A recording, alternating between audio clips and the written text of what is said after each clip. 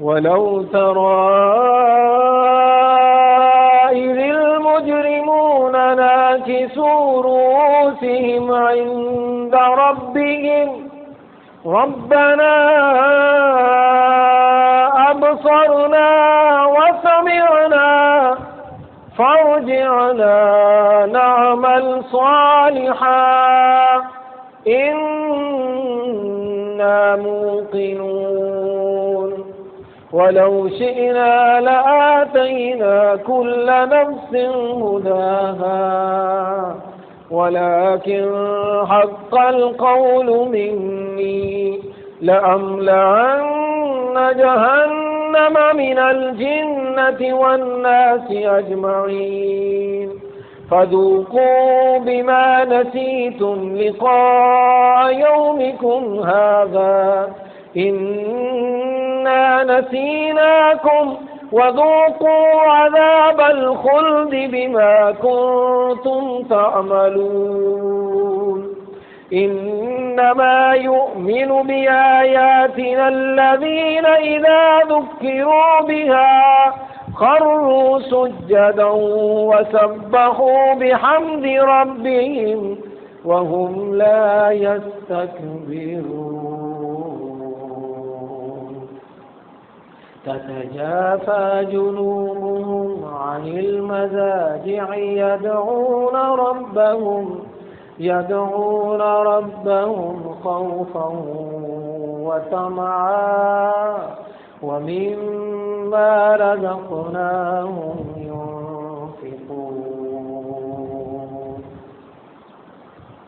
تمام قسم کی حمد و ثنا اللہ جل شانہ کی ذات پاک کے لیے جو اس کائنات کا اکیلا خالق اور مالک ہے، جو وحدہ لا شریک ہے، جو اکیلا اپنی تمام مخلوقات کی حاجات کو پورا کرنے والا اور اکیلا ہی ان تمام کی مشکلات کو آسان کرنے والا ہے۔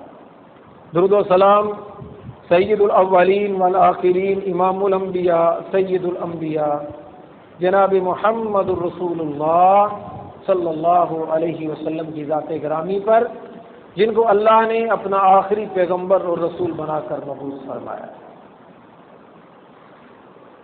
وَلَوْ تَرَىٰ إِذِ الْمُجْرِمُونَ نَاكِسُو رُءُوسِهِمْ، کاش کہ اے لوگو تم وہ منظر دیکھ لو کہ جب مجرم لوگ اپنے رب کے سامنے اپنے سروں کو جھکائے ہوئے کھڑے ہوں گے۔ کاش وہ وقت کہ جب مجرم اپنا سر جھکا کر کھڑے ہوں گے، تمہیں اس منظر کا پتہ ہو، تمہیں ان حالات کا پتہ ہو اور تم نے ان کو بھی دیکھا ہو اپنی چشم تصور سے کہ وہ کیا کہیں گے؟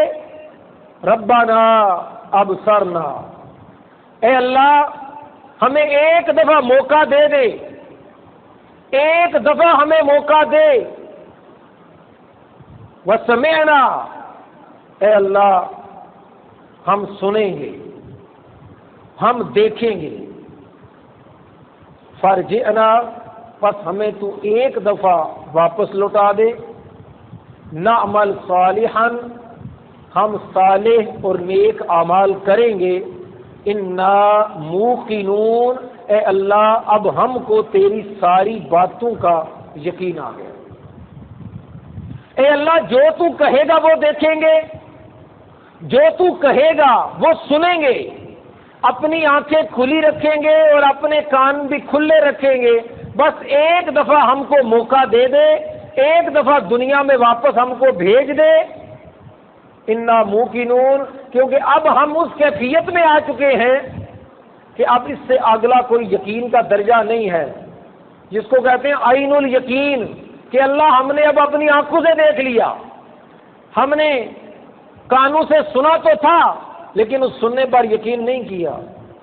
اللہ فرمائیں گے وَلَوْ شِئْنَا لَآتَيْنَا كُلَّ نَفْسٍ هُدَاهَا، اگر ہم چاہتے نا تو ہم زور زبردستی جس طرح تمہیں کالا پیدا کر سکتے تھے دنیا میں، اور ہم نے کیا، کسی کو لمبا پیدا کیا، کسی کو چھوٹا پیدا کیا، یہ ہماری مرضی تھی، اور ہم نے ویسے کیا اور کوئی اس میں رکاوٹ نہیں ڈال سکا، اور اگر ہم چاہتے تو زبردستی سب لوگوں کو ہدایت بھی عطا کر سکتے تھے، ولیکن حق القول منی، لیکن جو میں بات کہتا ہوں اس بات کو بھی تو سچ کر کے دکھانا ہے، اس لیے میں نے تم کو آزادی دی۔ سنو ایک کان سے تو چاہے دل میں اتار لو، اور ایک کان سے سنو اور دوسرے کان سے چاہو تو کیا کر دو، نکال دو۔ ہم نے تمہیں اجازت دی کہ آنکھوں سے دیکھو تو چاہو تو عبرت حاصل کرو، اور آنکھوں سے دیکھو تو چاہو تو بھول جاؤ، تم جو چاہو کرو۔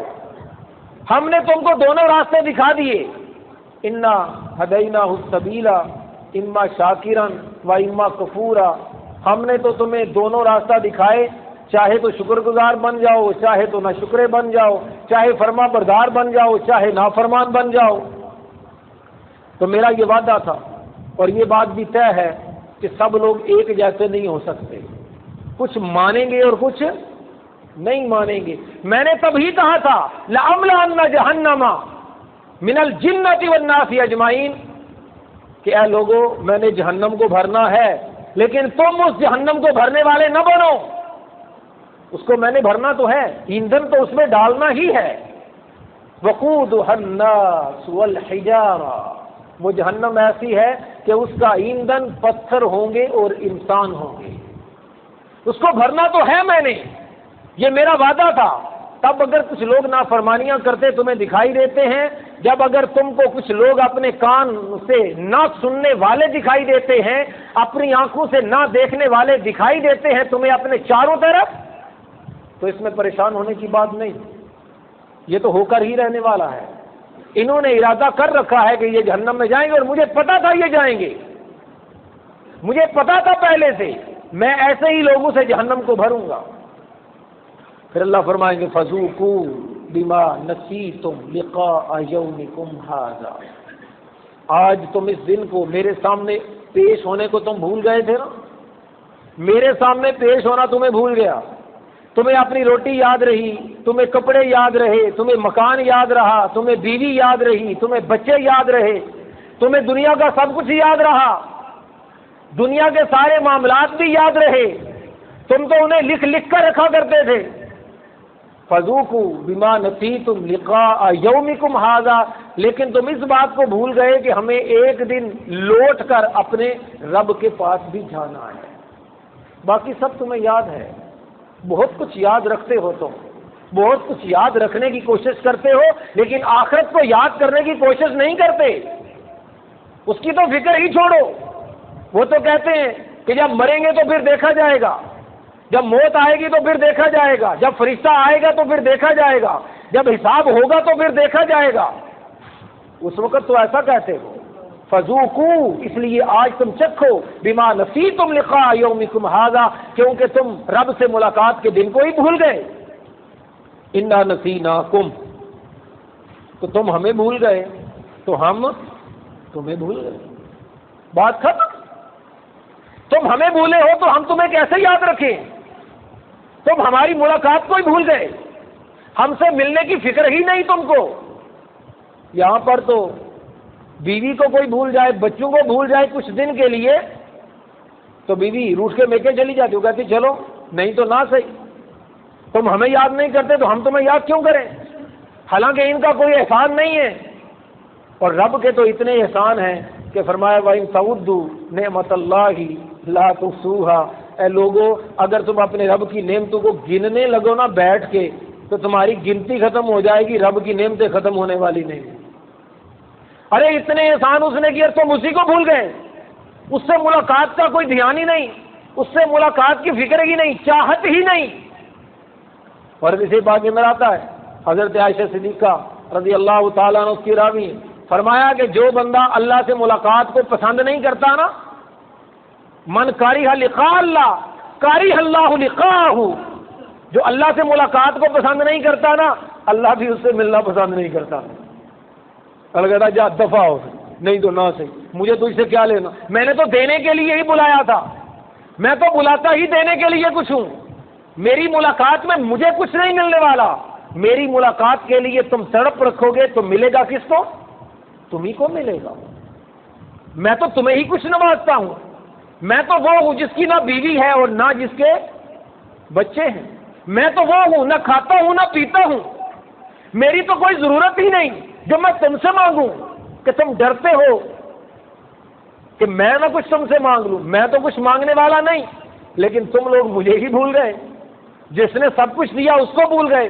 انا نسیناکم، ہم نے بھی تم کو بھلا دیا. وذوقوا عذاب الخلد بما کنتم تعملون، جو تم اپنی مرضی کے عمل کرتے رہے ہو آج اس کی وجہ سے ہمیشہ ہمیشہ کے عذاب کو چکھو.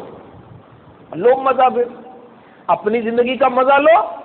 لوگ مزہ لینا چاہتے ہیں زندگی کا. لوگ زندگی کے مزے لینا چاہتے ہیں اور چاہتے ہیں کہ زندگی کے مزے لیں اور بھول کس کو جائیں؟ اللہ کو بھول کر زندگی کے مزے لیں. زندگی کو انجوائے کریں لیکن اللہ کو بھول کر انجوائے کریں. ایسا بھی بھلا ہو سکتا ہے جو اللہ کو بھول جائے پھر وہ زندگی کو انجوائے کر سکے، جو اللہ کو بھول جائے پھر وہ زندگی کا مزہ لے سکے؟ ایسا کبھی نہیں ہو سکتا. فرمایا تم ہمیں بھولے ہم تمہیں بھولے. فذوقوا عذاب الخلد بما کنتم تعملون، اپنے کرتوتوں کی سزا بھگتو، نہیں تو نہ صحیح. ہاں کچھ لوگ ایسے بھی ہیں، انما یؤمن بآیاتی الذین اذا ذکروا بها خروا سجدا. مجھ پر ایمان لانے والے تو وہ ہیں، میری آیتوں پر ایمان لانے والے تو وہ ہیں کہ جب ان کے سامنے میرا ذکر کیا جاتا ہے تو خروا سجدا، وہ کس میں گر پڑتے ہیں؟ سجدے میں گر پڑتے ہیں. وسبحوا بحمد ربہم، اور اپنے رب کی تسبیح کرتے ہیں، اپنے رب کی حمدیں اس کی تعریفیں کرتے ہیں. وَهُمْ لَا يَسْتَكْبِرُونَ، اور آکڑتے نہیں ہیں. رب کے سامنے آکڑتے نہیں، رب کے سامنے جھک جاتے. اس کی بات کے سامنے، اس کی ذات کے سامنے، اس کے قول کے سامنے، اس کی آیات کے سامنے ان کے سر ہمیشہ جھکے رہتے ہیں. حتیٰ کہ تتجافا جنوبہم عن المضاجع، راتوں کو جب لوگ بستر پر سوئے ہوئے ہوتے ہیں، جب آرام کر رہے ہوتے ہیں تو ان کے پہلو بستر سے جدا ہوتے ہیں. یدعون ربہم، وہ کس سے باتیں کر رہے ہوتے ہیں؟ وہ اپنے رب سے باتیں کر رہے ہوتے ہیں. یدعون ربہم، اپنے رب سے باتیں کر رہے ہیں. خوفا وطمعا، وہ ڈرتے ہیں کہ ہمارا رب کہیں ہم سے ناراض نہ ہو جائے، اور وہ امید رکھتے ہیں کہ ان کا رب بھی ان سے محبت کرتا ہوگا. اگر یہ رب کے لیے جاگ رہے ہیں تو رب بھی تو جاگ رہا ہے، وہ بھی تو سویا نہیں ہے. اگر یہ کبھی رب کے لیے بھوکے رہے تو رب تو ہمیشہ سے نہ کھانے والا ہے. اگر یہ کبھی پیاسے رہے تو کیا ہو گیا؟ اس نے تو کبھی ہی نہیں پیا، کیونکہ وہ اپنی مخلوق کی دیکھ بھال کرنے میں ہی لگا ہوا ہے، وہ اپنی مخلوق کا ہی خیال کرنے میں لگا ہوا ہے. فرماتا تتجافا جنوبہم عن المضاجع یدعون ربہم خوفا وطمعا. اور یہی بات میں نے گزشتہ جمعہ کے اندر کی تھی. رب کے ساتھ تعلق، رب کے ساتھ ملاقات، یہ زندگی کی، یہ جنت کی کنجی ہے. وہ جو کہتے ہیں نا کہ الصلاۃ مفتاح الجنہ، کہ یہ نماز جو ہوتی ہے یہ جنت کی کیا ہے؟ یہ کنجی ہے. یہ جو کہتے ہیں تو یہ ایسے نہیں کہتے، یہ بات درست ہے. نماز کے سوا آپ کا رب سے رشتہ نہیں جڑ سکتا. رب کے سامنے جھکے بغیر آپ کا رب سے رشتہ نہیں جڑ سکتا. آپ اگر عظمت پانا چاہتے ہیں تو بھی وہ سجدے میں ملے گی. سکون پانا چاہتے ہیں تو وہ بھی کہاں ملے گا؟ سجدے ہی نہیں ملے گا، اور کہیں ملنے والا نہیں ہے. یہ میں بات آپ کو بتا دوں، اور میں بارہا یہ بات بتا چکا ہوں، یہ پیغام پہنچا چکا ہوں کہ لوگوں یاد رکھو، ہماری ساری ٹینشنیں، ہماری ساری پریشانیاں رب سے نہیں جڑی. ہماری ساری کی ساری پریشانیاں لوگوں سے جڑی ہوئی، اس معاشرے سے جڑی ہوئی ہے. لیکن ہم ہیں کہ معاشرے کو چھوڑنے کے لیے تیار ہی نہیں. عجیب بات ہے، مجھے اس بات کی سمجھ نہیں آئی کبھی. ہم میں سے ہر بندہ یہ چاہتا ہے کہ اس کی پریشانیاں کیا ہو جائیں؟ ختم ہو جائے، اس کی ٹینشن جو ہے وہ ختم ہو جائے، جبکہ اس کو یہ بھی پتا ہے کہ ساری ٹینشن، ساری پریشانیاں، ساری مصیبتیں کس کی وجہ سے ہیں؟ دنیا کی وجہ سے، معاشرے کی وجہ سے. اس کو چھوڑنے کو تیار بھی نہیں. بات کچھ سمجھ نہیں آتی. آپ کی پریشانی آپ کی بیوی کی وجہ سے ہوگی، آپ کی پریشانی آپ کے کاروبار کی وجہ سے ہے، آپ کی پریشانی آپ کے بھائی کی وجہ سے ہوگی، آپ کی پریشانی آپ کی اولاد کی وجہ سے ہوگی۔ آپ کی پریشانیاں ہیں کیا؟ روٹی، کپڑا، مکان، دولت، پیسہ، بیوی، بچے، رشتہ دار، یہ سب کیا ہیں؟ یہی تو دنیا ہے اور یہی پریشانی ہے، اور ہم انہی کو چھوڑنے کو تیار نہیں، اور کہتے ہیں پھر پریشان ہیں، پھر روتے بھی ہیں پریشان ہیں، اور اسے چھوڑنے کو تیار بھی نہیں۔ اللہ یہی تو کہتے ہیں، آپ ان کو تھوڑی دیر کے لیے کیا کرو؟ چھوڑو۔ نماز میں آنے کا مطلب ہی یہ ہے کہ آپ اپنی دکان کو تھوڑی دیر کے لیے کیا کر دو؟ خدا کے لیے چھوڑو۔ خدا کے لیے ٹینشن کو چھوڑو۔ کر کے بھی ٹینشنیں دور کہاں ہوئی؟ جن لوگوں نے کاروبار کر کے کروڑوں روپے کما لیے، کیا ان کی ٹینشنیں دور ہو گئی؟ مجھے نہیں سمجھ آتا کسی کی دور ہوئی۔ ہمارے حکمرانوں کی دیکھ لیں، ٹینشنیں دور ہوئی؟ کیا کچھ نہیں پا لیا؟ دولت پا لی، پیسہ پا لیا، بنگلے پا لیے، عہدے پا لیے، سب کچھ پا کر بھی اگر آپ ان سے پوچھیں وہ کہیں گے دنیا میں ہم سے زیادہ ٹینشن میں کوئی نہیں ہے، دنیا میں ہم سے زیادہ پریشان کوئی نہیں ہے، ان سے زیادہ فکر مند کوئی نہیں ہے۔ نیندیں اڑی ہوئی راتوں کی، ہوائیاں اڑی ہوئی چہرے کی۔ لوگ کہتے ہیں یہ کچھ کریں گے تو زندگی میں سکون آ جائے گا، ٹینشنیں ایسے ختم ہونے والی ہیں۔ سادہ سی بات ہے بالکل، جو چیز ٹینشن دے رہی ہو اس چیز سے کیا ہو جائیں؟ دور ہو جائیں، بات ختم۔ آپ کو وہ چیز ٹینشن دے رہی ہے اس سے آپ دور ہو جائیں، آپ اس سے ہٹ جائیں۔ نماز یہی تو کیا ہے، اور کیا ہے نماز؟ رب کو تو سجدے نہیں چاہیے۔ کبھی آپ نے سوچا؟ ایک دفعہ ایک حضرت صاحب ہمارے دوست ہیں، وہ تقریر کر رہے تھے، کہنے لگے جی اللہ تعالیٰ نے ہمیں پیدا اس لیے کیا ہے، ہماری پیدائش کا تخلیق کا مقصد یہ ہے کہ ہم اللہ کی کیا کریں؟ عبادت کریں۔ یہ ہمارا مقصد ہے تخلیق کا، اللہ نے ہمیں اس لیے پیدا کیا کہ ہم اس کی عبادت کریں۔ تو میں نے ان سے سوال کر لیا، میں کہا مجھے اس بات کا جواب دیں، کیا اللہ کو ہماری عبادت کی ضرورت ہے؟ کہنے لگے نہیں، اللہ کو عبادت کی ضرورت نہیں ہے۔ تو میں پھر اس کے لیے پیدا کیوں کر لیا؟ جس چیز کی ضرورت ہی کوئی نہیں، اللہ کو عبادت کی ضرورت کوئی نہیں کہ ہم اس کی عبادت کریں، تو پھر اس نے عبادت کے لیے کیوں پیدا کیا؟ اس کو تو آپ یوں کہہ لیں کہ مقصد کوئی نہیں، بے مقصد ہی پیدا کر دیا، ضرورت ہی کوئی نہیں، بلا ضرورت ہی پیدا کر دیا۔ کہنے لگے نہیں یہ مطلب نہیں ہے۔ پھر ان سے خیر کافی لمبی چوڑی گفتگو ہوئی۔